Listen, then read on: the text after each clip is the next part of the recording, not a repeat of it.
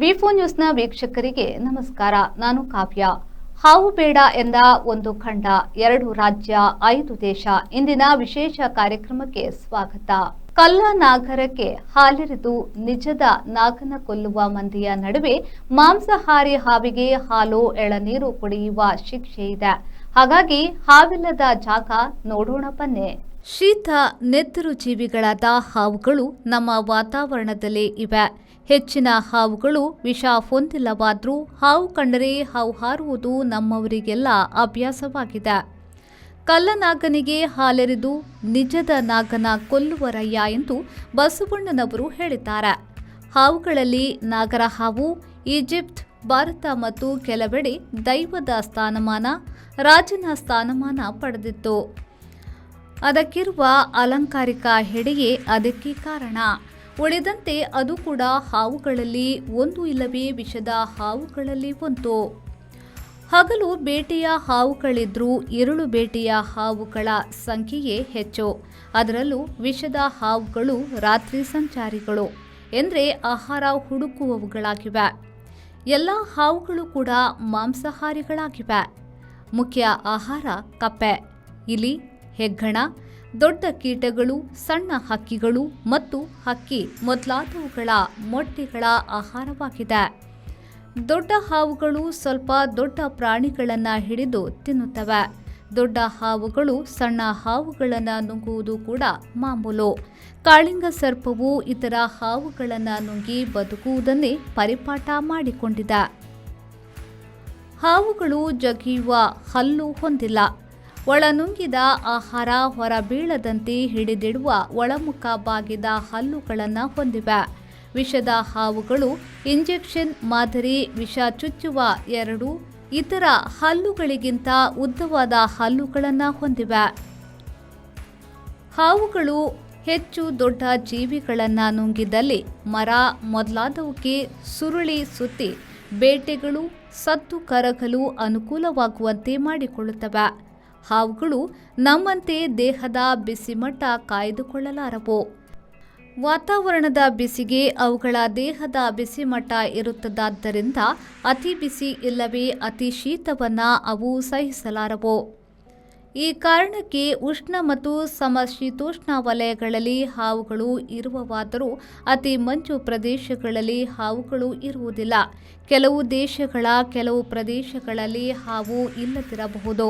ನಮ್ಮ ಹಿಮಾಲಯದ ಬುಡಗಳಲ್ಲಿ ಹಾವುಗಳು ಇದ್ದರೂ ಮೇಲೆ ಹೋದಂತೆ ಹಾವುಗಳು ಇರುವುದಿಲ್ಲ. ಯಾಕೆಂದರೆ ಅಲ್ಲಿ ಸದಾ ಮಂಜು ಮುಚ್ಚಿಕೊಂಡಿರುತ್ತದೆ. ಇದನ್ನು ಬಿಟ್ಟರೆ ಜಗತ್ತಿನ ಕೆಲವು ಪ್ರದೇಶ ಇಲ್ಲವೇ ಇಡೀ ದೇಶಗಳಲ್ಲಿ ಹಾವುಗಳು ಇಲ್ಲ. ಅಂಥ ದೇಶಗಳನ್ನು ಈಗ ನೋಡೋಣ. ಪ್ರಪಂಚದ 8 ಕಡೆ ಹಾವುಗಳೇ ಇಲ್ಲ. 1 ಅಂಟಾರ್ಕ್ಟಿಕಾ ಖಂಡ ಮತ್ತು 5 ದೇಶಗಳು. ಮತ್ತೆ 2 ರಾಜ್ಯ ಹಾವುಗಳನ್ನು ಹೊಂದಿಲ್ಲ. ಆ ಎಲ್ಲ 5 ದೇಶ, 2 ರಾಜ್ಯ ಮತ್ತು 1 ಭೂಖಂಡವು ಮಂಜುಮಯ, ಅತಿ ಶೀತದವುಗಳಾಗಿರುವುದೇ ಅದಕ್ಕೆ ಕಾರಣ. ಅಂಟಾರ್ಕ್ಟಿಕಾ ಒಂದು ಖಂಡವಾಗಿದೆ. ಈ ಇಡೀ ಖಂಡದಲ್ಲಿ ಹಾವುಗಳಿಲ್ಲ ಎನ್ನುವುದು ತಿಳಿದಿರುವ ಸಂಗತಿಯೇ ಆಗಿದೆ. ಯಾಕೆಂದ್ರೆ ಈ ಇಡೀ ಖಂಡವು ದಪ್ಪ ಮಂಜು ಹಾಸಿನಿಂದ ಇರುವುದರಿಂದ ಅಲ್ಲಿ ಹಾವುಗಳು ಇಲ್ಲ.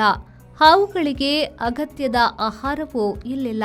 ಇನ್ನು ಹಾವುಗಳಿಲ್ಲದ 6 ದೇಶಗಳು ಎಂದರೆ New Zealand, Ireland, Greenland, Iceland, Alaska ಮತ್ತು ಕೇಪ್ ವರ್ದೆ. ಹಾವಿಲ್ಲದ ರಾಜ್ಯವಾಗಿದೆ ಹವಾಯಿ. ಇದರಲ್ಲಿ ಕೇಪ್ ವರ್ದೆ ಮಾತ್ರ ತೀರಾ ಮಂಜು ಪ್ರದೇಶವೇನೂ ಅಲ್ಲ. ಅದು ಸಮಶೀತೋಷ್ಣ ವಲಯದ ಅಟ್ಲಾಂಟಿಕ್ ಸಾಗರದಲ್ಲಿನ ಆಫ್ರಿಕಾ ಖಂಡದ ಪಡುವಣಕ್ಕಿರುವ ದ್ವೀಪ ಮತ್ತು ಕುದ್ರುಕೂಟವಾಗಿದೆ. ಕೆಲವು ದೇಶಗಳು ಹಾವುಮಯ. ಕೆಲವು ದೇಶಗಳಲ್ಲಿ 1-2 ಜಾತಿಯ ಹಾವುಗಳಿವೆ. ಇನ್ನು ಕೆಲವು ದೇಶಗಳಲ್ಲಿ ಹಾವುಗಳೇ ಇಲ್ಲ. ಅವೆಲ್ಲ ಯಾವುದೆಂಬುದಕ್ಕೆ ಈಗ ಉತ್ತರ ಹುಡುಕೋಣ. 15ನೇ ಶತಮಾನದಲ್ಲಿ ಇಲ್ಲಿ ಜನರಿದ್ದಿರಬಹುದು ಎನ್ನಲಾಗಿದೆ. 16ನೇ ಶತಮಾನದಲ್ಲಿ ಪೋರ್ಚುಗೀಸರು ಕೇಪ್ ವರ್ದೆಯನ್ನ ತಮ್ಮ ವಸಾಹತು ಮಾಡಿಕೊಂಡರು. ಇದು ಯುರೋಪಿಯನ್ನರ ವ್ಯಾಪಾರದ ಜೊತೆಗೆ 17ನೇ ಶತಮಾನದಲ್ಲಿ ದಸ್ಯು ಮಾರಾಟದ ಕಪ್ಪು ಇತಿಹಾಸವನ್ನು ಕಂಡಿದೆ. 1974ರಲ್ಲಿ ಇಲ್ಲಿ ಸ್ವಾತಂತ್ರ್ಯ ಹೋರಾಟ ನಡೆಯಿತು. 1975ರಲ್ಲಿ ಪೋರ್ಚುಗೀಸರು ಸ್ವಾತಂತ್ರ್ಯ ನೀಡಿದ್ರು. ಹಾವುಗಳಿಲ್ಲದ ಬಿಸಿ ಬದಿವಲಯದ ದೇಶ ಇದೊಂದು ಮಾತ್ರ.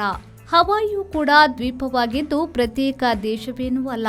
ಅದು ಅಮೆರಿಕ ಸಂಯುಕ್ತ ಸಂಸ್ಥಾನದ 50 ರಾಜ್ಯಗಳಲ್ಲಿ ಒಂದಾಗಿದೆ. ಮುಖ್ಯ ಸೇರಿ 137 ಬೆಂಕಿಬಾಯಿ ಇಲ್ಲವೇ ಜ್ವಾಲಾಮುಖಿ ದ್ವೀಪಗಳ ಕೂಟವಾಗಿದೆ ಹವಾಯಿ. ಇಲ್ಲಿ ಚಳಿ ಮಾತ್ರವಲ್ಲ, ಕೆಲವೆಡೆಯ ಬಿಸಿ ಕೂಡ ಹಾವುಗಳಿಗೆ ಅವಕಾಶ ನೀಡಿಲ್ಲ.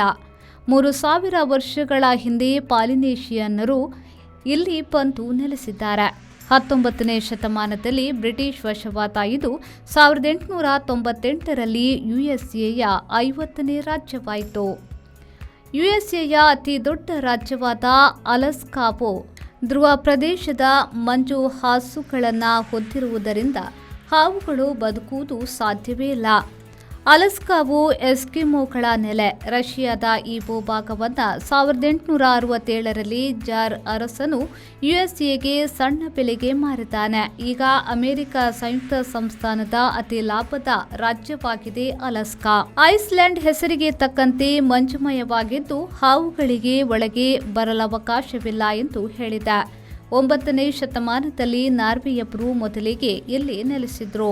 ಫ್ರೆಂಚ್ ಕ್ರಾಂತಿಯಿಂದ ಪ್ರೇರಣೆ ಪಡೆದು ಇಲ್ಲಿನವರು ಹೋರಾಟ ಮಾಡಿ ಐರ್ಲೆಂಡ್ ಸ್ವತಂತ್ರವಾದರೂ 2ನೇ ಮಹಾಯುದ್ಧದಲ್ಲಿ ಡೆನ್ಮಾರ್ಕ್ ವಶವಾಯಿತು.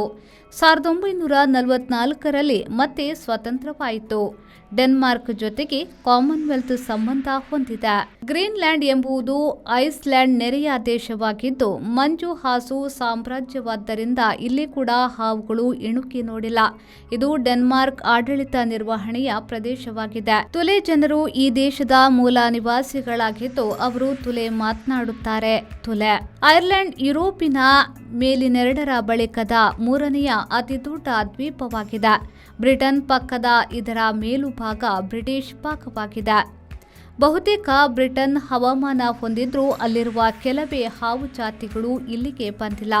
ಭಾರೀ ಮಂಜು ಹಾಸು ಮತ್ತು ಸಮುದ್ರ ಮಟ್ಟ ಪಕ್ಕದಲ್ಲೇ ಇರುವ ದೇಶವಿದು. ಸೆಲ್ಟಿಕ್ ಸಂಸ್ಕೃತಿಯ ಮೂಲ ನೆಲೆಯಿತು. ನ್ಯೂಜಿಲೆಂಡ್ ಕೂಡ ತೆಂಕಣ ಧ್ರುವಕ್ಕೆ ತೀರಾ ಹತ್ತಿರದ ದೇಶವಾದುದರಿಂದ ಹಾವುಗಳಿಗೆ ಇಲ್ಲಿಗೆ ಹೋಗಬೇಕು ಎನಿಸಿಲ್ಲ. ಇದು ಕೂಡ ದ್ವೀಪಗಳ ದೇಶವಾಗಿದೆ. 600 ದ್ವೀಪಗಳ ಇಲ್ಲೂ ಮೊದಲು ಹೋದವರು ಪಾಲಿನೇಷಿಯನ್ನರು. 17ನೇ ಶತಮಾನದಲ್ಲಿ ಟಾಸ್ಮನ್, 8ನೇ ಶತಮಾನದಲ್ಲಿ ಕ್ಯಾಪ್ಟನ್ ಜೇಮ್ಸ್ ಕುಕ್ ಕಣ್ಣಿಗೆ ಬಿದ್ದ ಇದು ಬ್ರಿಟಿಷ್ ವಸಾಹತು ಆಯಿತು. 1907ರಲ್ಲಿ ಸ್ವಾಯತ್ತತೆ ಮತ್ತು 1947ರಲ್ಲಿ ಸ್ವತಂತ್ರ ದೇಶವಾಯಿತು ನ್ಯೂಜಿಲೆಂಡ್. ಇದನ್ನೆಲ್ಲ ನೋಡುವಾಗ ಹಾವುಗಳು ದೋಣಿ, ಹಡಗು ಹೊಂದಿರಲಿಲ್ಲ. ಹಾಗಾಗಿ ದ್ವೀಪ ದೇಶಗಳಿಗೆ ಮಂಜು ನೋಡಿಕೊಂಡು ಅವು ಹೋಗಿಲ್ಲ ಎನ್ನಬಹುದು. ಭಾರತದ ಲಕ್ಷದ್ವೀಪದಲ್ಲಿ ಹಾವುಗಳಿಲ್ಲ ಎನ್ನಲಾಗಿದೆ. ಇದು ಕೂಡ ಬಿಸಿ ವಲಯದಲ್ಲೇ ಇದೆ, ಆದರೆ ದ್ವೀಪಕೂಟವಾಗಿದೆ. ಹಾವುಗಳು ಇಲಿ ನಾಶದಲ್ಲಿ ಪ್ರಮುಖ ಪಾತ್ರ ವಹಿಸಿ ರೈತನ ಮಿತ್ರ ಎನಿಸಿವೆ. ಅವು ಕೈ ಕಾಲಿಲ್ಲದೆ ಓಡಬಲ್ಲವು, ಬಿಲ ತೋಡಬಲ್ಲವು ಎನ್ನುತ್ತಾ ಹಾವು ಬೇಡ ಎಂದ ಒಂದು ಕಂಡ 2 ರಾಜ್ಯ 5 ದೇಶ ಇಂದಿನ ವಿಶೇಷ ಕಾರ್ಯಕ್ರಮದಿಂದ ಹೊರಬರೋಣ.